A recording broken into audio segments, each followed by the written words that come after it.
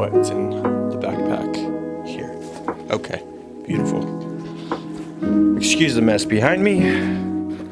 About 3.5 years ago, I did my first little shoot with this camera body and this lens. I found a Facebook ad for videographer, and it popped out at me because I had not typically seen listings for videographer on Facebook ads, and it caught my attention. And this guy named Brian Bruce replies back to me and he says, "Do you want to meet for coffee tomorrow?" I said, "Yep, what time?" So we met for coffee, 10 a.m., Dr. Phillips, Orlando, and sat me down, and he said, bring your gear and stuff. So I showed up with this little guy, this Rebel SL1. He said, "I have a job for you. I have a shoot on Friday," which was the next day. He said, "Can you handle it? Trust you." And I said, "Yeah, let's go." So put on my button up, did my hair, put on some slacks, and I showed up at Black Rock Steakhouse here in Orlando. I filmed it on Friday. I immediately went to work editing, and then Saturday all day editing, and then Sunday all day editing, and I turned it in on Sunday. At the end of it all, we sat down, and he said, "You want to jump on the team, you're going to need a better camera and a better laptop, because it shouldn't have taken me 24 hours plus to edit this video." He's asking me to make a huge investment in a big camera and a big laptop. And I said, "Well, what happens if I lose my job?" And he turned to me, I'll never forget this. He said, "I might not have my clients next week. What kind of guarantee can I make to you if my business might not be here in a month?" When I came to the conclusion that I needed to create your brand voice, I went to Marriott, my hotel, and said, "Listen, there's the plan, guys. I'm gonna give you a 90-day notice. I'm gonna book all this business, and when I do all of that, I'm gonna leave the company. I'm gonna create a digital marketing agency, and you're gonna become my first client." And they laughed at me. They literally giggled, and they said, "Okay, let's get this straight. You're gonna do blah, blah, blah. You're gonna book all this business, and in 90 days you're gonna resign, and then you're gonna start a company, and we're gonna start paying you to do what we do." Yes, that's what I'd like to do. And they said, "Book the business, and we'll talk."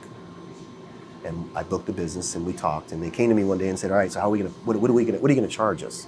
And I said, $1 a room. I don't know how I came up with that, but it was 2,000 room hotel, so it was $2,000 a month. And that's how we started. And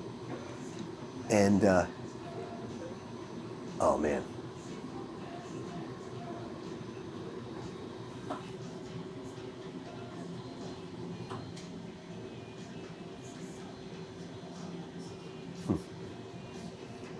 Just makes me think about the spirit of it then and where it goes, and the fact that the Marriott gave me that opportunity. And it was a very hypothetical thing, but it was just the best thing to really prepare me for entrepreneurship and an entrepreneurial mindset. And Brian Bruce is an entrepreneur, and he taught me so much. I mean, I love this stuff, so it's not hard. And you gotta find people around you that love it just as much as you.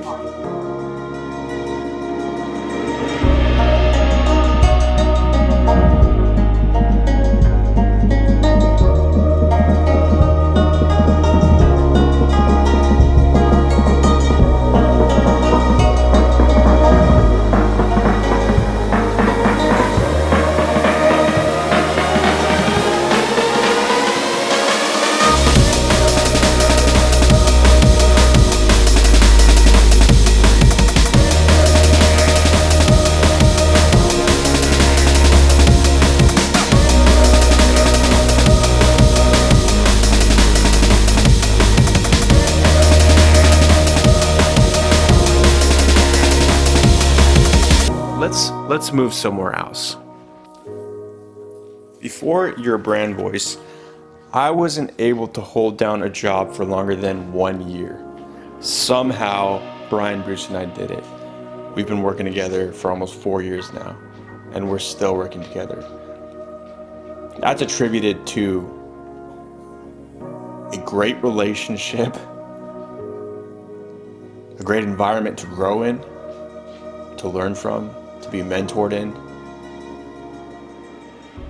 I gained a lot working for your brand voice, and I am still gaining a lot from your brand voice, and I am just so honored and humbled to continue to do this, but it's more of a partnership now. I am able to bring so much more to the table. I am able to pour into your brand voice and pay them back and pay it forward for what they've done for me. And that's a really cool position to be in, and I'm humbled. I'm humbled to do it.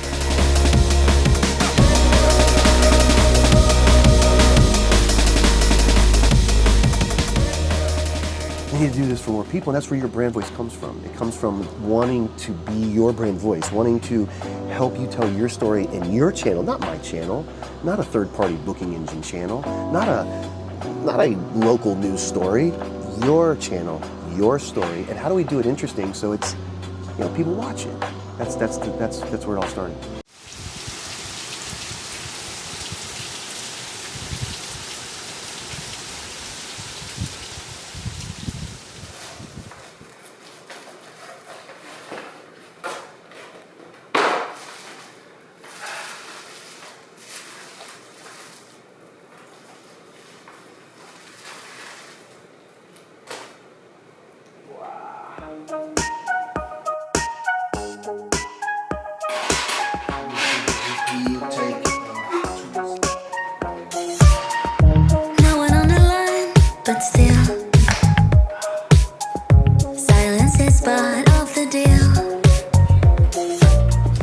One of the biggest pros, sorry about all those squeaky noises, one of the biggest pros about having two matching lenses is when we're editing two cameras together, it means less work for us. It means more efficiency. It means that the colors are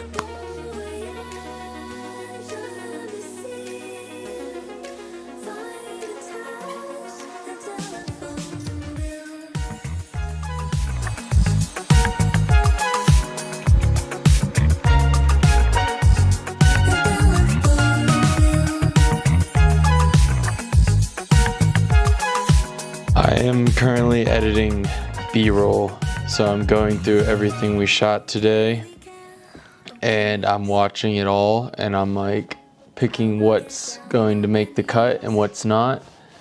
And the goal is to get what started out as about an hour and a half worth of footage down to like 15 minutes worth. It's been a busy couple days. We pretty much flew in and started shooting that night, and the following day everybody was flying into town and we had to cover all the events that they were going to, get all that footage uploaded onto the computers, edit it, and then have it ready for the morning following. And it's just a lot, especially with two cameras. Like, we're trying to get coverage and it's just, you got to go through and just pick the very best shots and just throw everything else away. And it's a lot harder because a lot of shots I'm like, oh, we could use that, but I'm like, nope. I don't know how to say this, but basically, Taylor is a very competent shooter, and he knows what he likes to see, and he has a lot of confidence in his shots. So he got a lot of good footage, and that was actually kind of a bad thing, because the first day, both Taylor and I filmed a ton of good stuff. I'm starting to see like getting good shots, like getting what we need, shooting deliberately so I don't have to like sort through tons of B-roll that we don't even use. I'm just like, get the shot and then it's like, all right, move on, and have like a mental like check mark or checklist in my head. There's always hurdles, there's always challenges on set, very unique, specifications for the project or demands, and it's always fun to have critical thinkers on the team and people who are willing to fight and see the project through. I mean, we're finishers, we don't quit, and we have 12-hour, 24-hour deliverables. We have to shoot and edit same day and have the edit ready by the next morning. And having so much good footage to sift through this year really bottlenecked us. I mean, we're perfectionists, so we want to use the best shots, but we also know that we have a 12-hour deadline.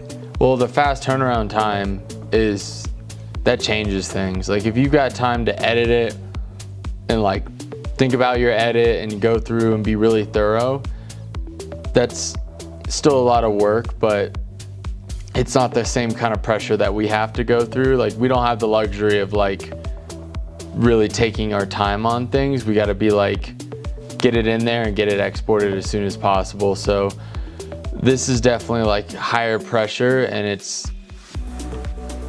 I don't know, it's teaching me a lot because like I have to be efficient with this.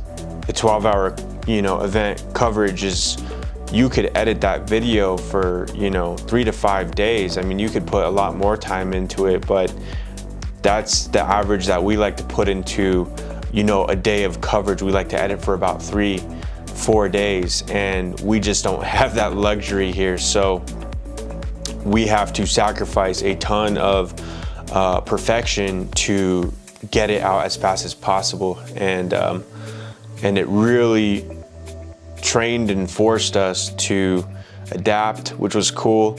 So there's probably 1,000 other shots we could have got tonight or yesterday or the day before yesterday, but there's no point in, thinking about that. You just got to get what you get and then move on. Most of the time, the attendees only see the video on social media, and so really a majority of them could potentially not see the video and see the hard work that we put into getting it out the next day.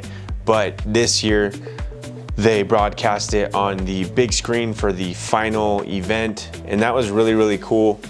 We got a lot of accolades, or a lot of people came up and they were like telling us how impressed they were. It was just cool. We saw the wow factor on a lot of people's faces. We were working with side by side with videographers and photographers who were hired out by all the different clients, and even they were coming up to us and asking us about our deliverable. I had 2 different videographers come up to us tonight who were covering the event, and they were just like, yeah, like that's a lot of hard work. You guys did really great. And it's awesome to get the pat on the back from guys and gals in the industry, in our industry, who know how hard it is, who can appreciate it. And that was cool to get the nod from those guys as well. So overall, a lot of appreciation this year, and that was really cool to see. We love meeting unique demands. This is a very, very taxing production, and it would be great to bring more talent on board for future projects. So we are looking forward to doing more projects like this, and we absolutely can't wait to bring more talent on trips like this, to do more, to accomplish even greater things than this, So sky's the limit, and we're happy. We're happy to be here in Denver, Colorado, happy to be going home tomorrow, and we'll see you in the next one. So what you're looking at is a lot of glass, and I don't even want to open this side. I will. So gorgeous. Fresh, clean glass, brand new. The reason that this has so much glass is because they go to T1.05, which there's a lot of math involved, but I won't dive too far. But these are T2.2,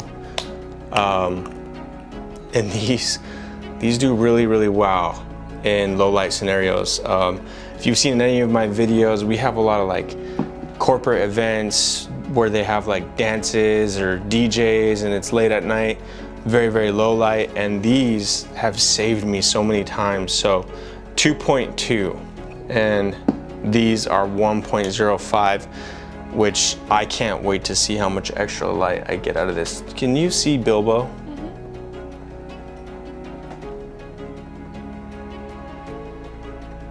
He's just pushing.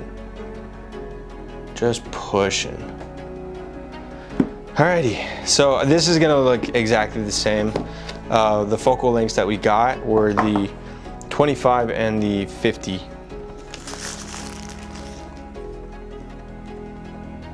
Wow. Yeah, I'd say the 25 is like significantly heavier than the 50. So, let's see. Very interesting. It all comes through repetition. The more I use them, the more I edit the visuals, the more that I will get a feel for the quality and, you know, whether it's worth moving to other lenses or not. So 7 Artisans, let's see what you got.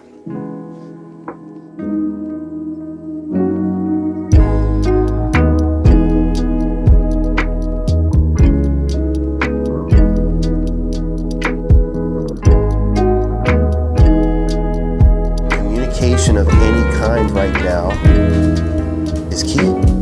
What are we doing? Yeah? We're looking at this camera? Uh-huh. Well, you gonna tell me or you just... No, I was just gonna let you. Oh boy.